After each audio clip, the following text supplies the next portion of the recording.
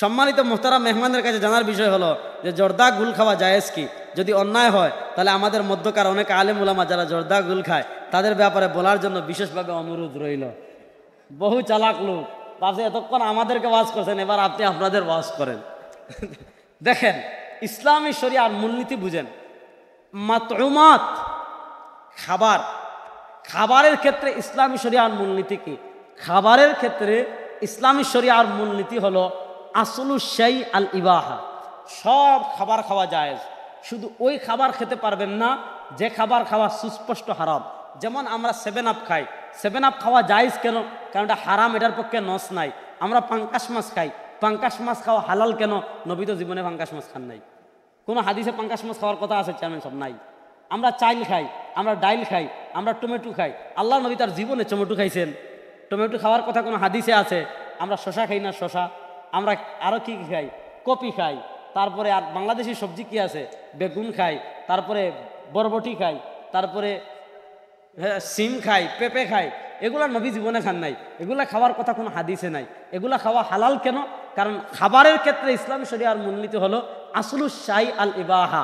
প্রত্যেক ওই খাবার খাওয়া হালাল যে খাবার নিষেধের পক্ষে কোনো দলিল নাই, শুধু ওই খাবারটা খাওয়া হারাম যেটা নিষেধের পক্ষে দলিল আছে।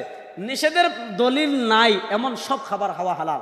টমেটো খাওয়া হারাম, দলিল নাই, এজন্য হালাল। কপি খাওয়া হারাম, দলিল নাই, এজন্য হালাল। পাঙ্কাশ মাছ খাওয়া হারাম, দলিল নাই, এজন্য হালাল। এবার আপনি যদি বলেন জর্দা হারাম, দলিল দেখান, দেখান।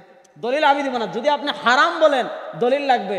যদি হারামের দলিল না থাকে ওইটা অটোমেটিকলি হালাল। কষ্ট পাইয়েন না। আমাদের সিলেটে অনেক শাক আমরা এমন খাই। আমি যদি আমার বাড়ি সিলেট, আমি সিলেট কোথায় আর রংপুর কোথায়? আমাদের সিলেটে যদি আমি অনেক শাক খাই, যদি আমি আইনা আপনাদের এলাকায় দেখাই, বলবেন না এগুলো তো ঘাস। আবার আপনাদের এলাকায় এমন বহু শাক আছে, যদি আমাদের সিলেট নিয়ে যান বলবেন ভাই এগুলা তো ঘাস। তো এগুলা হলো মাতউমাত।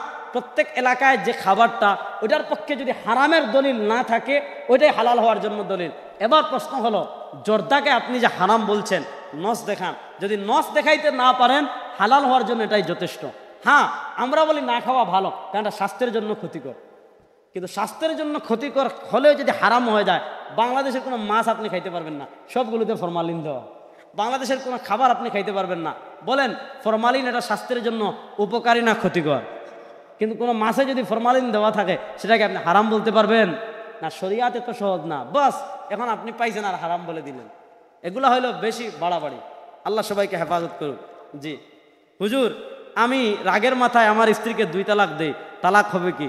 যদি তালাক হয়, স্ত্রীকে ছাড়ার ইচ্ছে নাই, এখন করণীয় কি? তো তালাক তো ভাই কেউ কি হেসে দেয়? তালাক তো মানুষ দিয়ে তো রাগ উঠলেই। জীবনে এমন কোনো ঘটনা, চেয়ারম্যান সাহেবের কাছে তো এগুলার বিচার আছে, চেয়ারম্যান সাহেব এমন কোনো বিচার কখনো আসছে যে হেসে হেসে ভালোবেসে কেউ কাউরে তালাক দেয়? জীবনে তালাক তো দিয়ে ভাই রাগ উঠলে পরে আইসা বলে হুজুর এমন রাগ উঠছিল কিচ্ছু বুঝি নাই।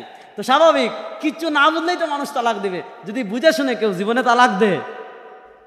বাকি যে প্রশ্ন করেছেন, 2 তালাক দিলে এখনো 1 তালাক বাকি আছে। এখন আপনি চাইলে ইদ্যতের মাঝে, মানে 3 হায়েজের মাঝে আপনার স্ত্রীকে আপনি ফিরিয়ে আনতে পারবেন। আনার পর আপনি তার সাথে সংসার করতে পারবেন। তবে এখন আপনি আর মাত্র 1 তালাকের বাকি, 1 তালাকের মালিক। আর তালাকু মাররাতান ফা ইমসাকুম বিমারুফ আও তাসরিহুম বিইহসান। 2 তালাকের পর আপনি চাইলে রাখতেও পারেন, ছাড়তেও পারেন। যদি ছেড়ে দেন ইদ্যতের পর আর তার সাথে সংসার করতে পারবেন না। ইদ্যতের পরে চাইলে আবার নতুন করে বিয়ে করতে হবে।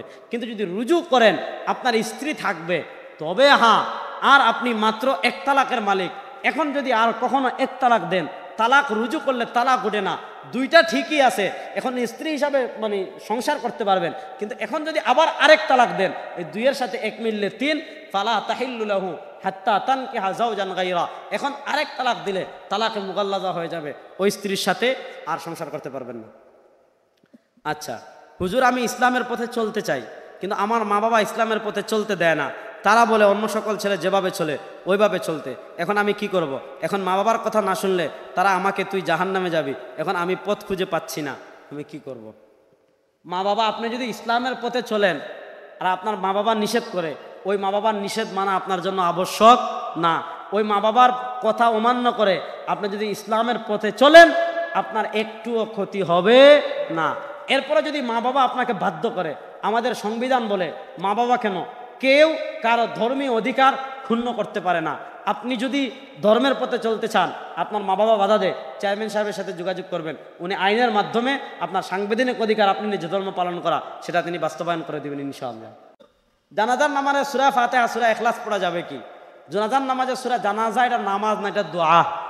বলেন জানাজা এটা কি না? বলেন না জানাজা এটা কি? দোয়া। আপনি যদি দোয়া হিসাবে আলহামদুলিল্লাহ পড়েন কোনো সমস্যা নাই, কিন্তু কেরাত হিসাবে না, কারণ জানাজা যেহেতু নামাজ, নামাজ না, আর যা দোয়া কেরাত নাই। এমনি আপনি সূরা ফাতিহা এটা দোয়া, ইহদিনাস সিরাতাল মুস্তাকিম দোয়া, সিরাতাল লাযিনা আনআমতা আলাইহিম গায়রিল মাগদুবি আলাইহিম ওয়ালাদ দালিন দোয়া, দোয়া হিসাবে পড়তে পারেন, কেরাত হিসাবে পড়া যাবে না। বাবার সন্তানের উপর কোনো দয়া নাই, তাহলে সন্তান কি করবে? এটা ভাই অস্পষ্ট প্রশ্ন। হতে পারে আপনি দুষ্টামি করতে চাচ্ছেন, হতে পারে আপনি বাইক কিনতে চাচ্ছেন, এখন বাবা আপনাকে বাইক কিনে দেয় নাই, আপনি প্রশ্ন করে বসেছেন বাবার দয়া নাই। আসলে বাহ্যিকভাবে আপনি মনে করছেন বাবার দয়া নাই, যদিও বাবা বাইক কিনে না দেয় আপনার উপর অনুগ্রহ করেছে। এই জন্য প্রশ্নটা অস্পষ্ট। এই দয়ার ব্যাখ্যা যদি না করেন তাহলে উত্তর দিতে পারবো না, কারণ আপনার বাবা আপনার উপর এমন কোনো কাজ করেছে যেটা করা তার জন্য ঠিক। আমি উত্তর দিয়ে গেলাম, পরে আপনি বলেন যে আবরার সাহেব হুজুর বলে গেছে আপনি আমাকে বাইক কিনে দিতে হবে। এই জন্য প্রশ্ন সুস্পষ্ট করেন যে আমি এটা করতে চাচ্ছি, আমার বাবা এটা করতে দিচ্ছে না, তাহলে নির্দিষ্ট করে প্রশ্ন করলে আমি উত্তর দিতে পারবো। অস্পষ্ট কোনো উত্তর, প্রশ্নের উত্তর দিয়ে আমি নিজেকে বিপদে ফেলতে চাই না ভাই। একত্রে 3 তালাকের বিধান কি? 3 তালাক হবে কি? ভাই একটু আসেন তো, আপনি সামনে এখানে আসেন। ভাই আপনি আসেন, বসেন। এই ভাই আসেন, বড় আসেন, আপনি দেখলে সুবিধা। একটু এখানে আসেন না। আচ্ছা যাবো না, সমস্যা নাই, আর আসছি একদিন, খুব বলে যায়। আচ্ছা দেখেন, আমার ভাই, আমার বড় ভাই, মনে করেন আমি দেখেন ওনারা, এই দেখেন সামনে আগান না, মারবো না, ভয় পাইেন না ভাই। 1 2 3 কয়টা দিলাম? আলাদা না একসাথে? আমার দেখেন 1 2 3 আলাদা আলাদা এই নাই, এখন দিলাম কয়টা? এখন আমি মনে করেন আগে দিছি, আস্তে আস্তে আলাদা, এরপর একসাথে দিলাম। এখন আমি যদি বলি একসাথে 3টা দেওয়ার পর বলি না 3টা দেয় নাই, যেহেতু একসাথে দিছি একটা, মানবেন নি? আপনার একজনে একসাথে 3টা লাত্তি মারছে, আপনি সে বললো যেহেতু একসাথে দিছি, লাত্তি কি একটা না 3টা? একসাথে দিলেও 3, আলাদা করে দিলেও, বলেন একসাথে দিলেও, আলাদা করে দিলেও, তালাক একসাথে দিলেও 3, আলাদা করে দিলেও। দেখেন লামাযহাবী গোষ্ঠীর সাথে এই লামাযহাবী গোষ্ঠী কত মানুষকে জিনা করাচ্ছে। চেয়ারম্যান সাহেব এই মাসালাটা বলে যাই, সকল সাহাবা একরামের ঐক্যমত, কেউ যদি তার স্ত্রীকে 3 তালাক একসাথে দেয় 3 তালাক হবে। 4 মাযহাবের ইমামদের ঐক্যমত, ইমামে আজম আবু হানিফার মত, ইমাম শাফিঈর মত, ইমাম মালিকের মত, ইমাম আহমদ ইবনে হাম্বলের মত, 4 মাযহাব একমত, একসাথে দিলেও 3 তালাক, আলাদা করে দিলেও। এই লামাযহাবীর গোষ্ঠীর 3 তালাক দিলে মানুষ ফতোয়া আনতে যায় লামাযহাবী মাদ্রাসায়, 1000 2000 টাকা দে, হেরা ফতোয়া দিয়ে দে যে 3 তালাক না 1 তালাক হয়েছে, পড়েন নাউযুবিল্লাহ।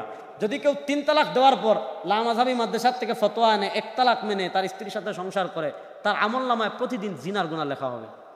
কারণ সাহাবার মতো দিন মানতে হবে, ইমামদের মতো দিন মানতে হবে, নতুন করে দিনে কোনো কিছু আবিষ্কার করার কোনো সুযোগ। দলিল কত দলিল দেওয়া যাবে? আমার 1 ঘন্টার আলোচনা আছে, আমি প্রায় 30-এর অধিক দলিল দিয়েছি। সাহাবা, তাবি, তবে তাবি সবার ঐক্যমত ছিল, একসাথে দিলেও 3 তালাক হবে, আলাদা করে দিলেও 3 তালাক হবে। ইবনে আব্বাসের কাছে এক ব্যক্তি গিয়েছে, গিয়ে বলেছে ইয়া রাসূলুল্লাহ, এই ইবনে আব্বাস, আমি আমার স্ত্রীকে 100 তালাক দিছি।